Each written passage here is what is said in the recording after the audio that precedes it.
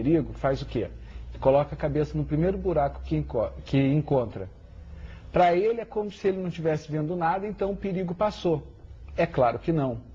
Se a pessoa, por exemplo, chega dentro de casa e percebe que há uma presença, ou se a presença de uma consciência extrafísica, por exemplo, ou se ela chega num determinado ambiente e nota que aquele ambiente não está muito positivo, o que é o mais inteligente? Fechar os olhos e fingir que nada está ocorrendo? Ou procurar se inteirar daquela realidade e agir da melhor forma possível?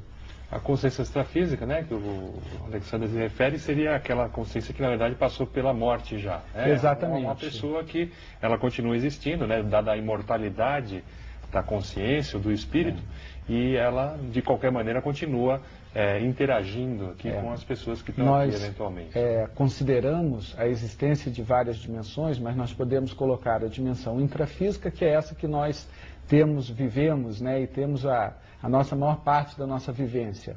E existe também a chamada dimensão extrafísica, como o próprio nome já está falando, além do físico, né, onde existem as consciências que ficam a maior parte do tempo nessa dimensão, que são as consciências que já passaram pela morte biológica. E o interessante é que as energias, a gente pode relacionar, é que justamente na transição, não é isso? São as energias que sutis, as bioenergias, como a gente está discutindo hoje aqui, elas são na realidade semifísicas, né?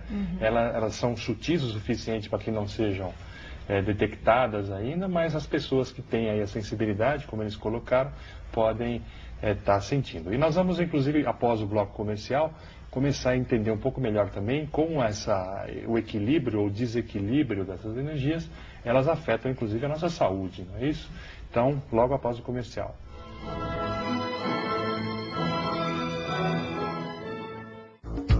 Centro Odontológico Adolfo Mendes.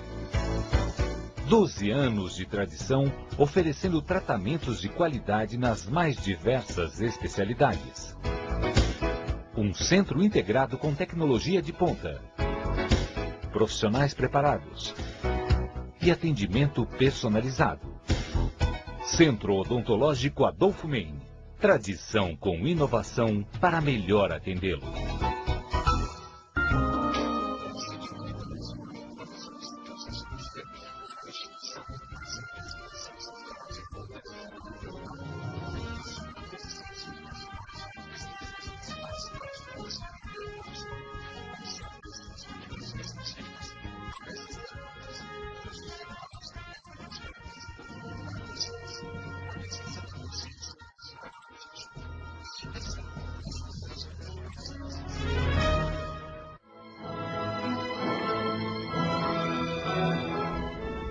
De volta ao Consciência Livre, nós estamos discutindo hoje as energias sutis, as bioenergias. E gostaríamos de relacionar agora a questão das energias com a saúde, né? Então, a qualidade da energia, se elas são mais desequilibradas ou mais equilibradas, elas afetam a nossa saúde? Como a gente relaciona as energias com a saúde, Alexandre? Essa relação da energia com a saúde também tem relação direta com os chakras, ou os centros de energias que nós temos no nosso corpo.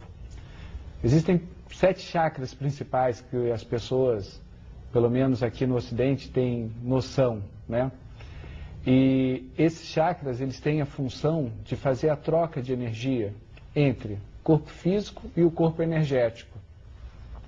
A hora que a pessoa, então, tem algum desequilíbrio, algum chakra, isso pode favorecer uma doença. Dependendo do nível de desequilíbrio que essa pessoa vai desenvolvendo, essa doença pode se manifestar, inclusive, no corpo físico. O que eu estou falando? Então, por exemplo, a pessoa que tem uma defasagem em nível do chakra cardíaco, por exemplo. É a pessoa que, às vezes, chora, é muito emotiva, qualquer motivo, ela está chorando, vendo novela e outros mais. Ou o contrário, né? Se ela também tem um bloqueio, né? Aquela pessoa que fica muito bloqueada em nível emocional, não dá vazão à energia. Exato, né? Não dá vazão às emoções dela, né? Então, esse desequilíbrio no corpo energético dela pode chegar a tal forma de somatização dela vir a desenvolver uma doença cardíaca, por exemplo. Então, à medida que a pessoa também faz as trocas de energias com as pessoas e com os ambientes, conforme a gente estava falando, ela vai captando cargas de energias. Essas cargas de energias vão influenciando tanto o humor dela, tanto que às vezes as pessoas estão muito bem e de uma hora para outra acabam ficando mal-humoradas.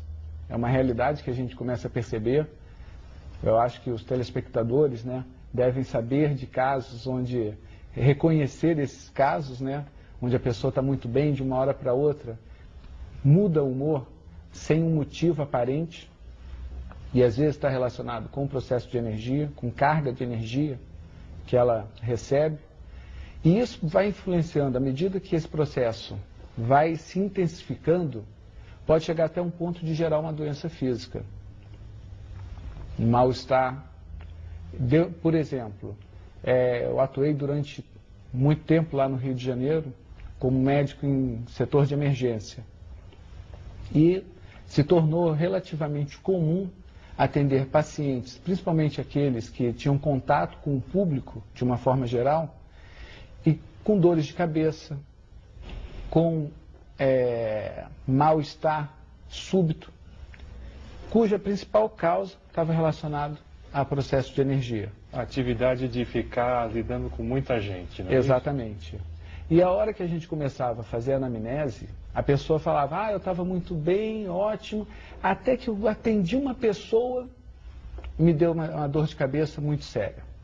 Chegou um caso, por exemplo, para vocês terem uma ideia, que eu estava atendendo uma pessoa que fazia massagista, terapeuta massagista, né? E ela falou que estava atendendo um paciente que estava com crise muito grande e de repente veio uma dor de cabeça muito forte. Aí eu perguntei, e aí? Eu tive que parar o atendimento do meu cliente para vir para cá com função dessa dor de cabeça.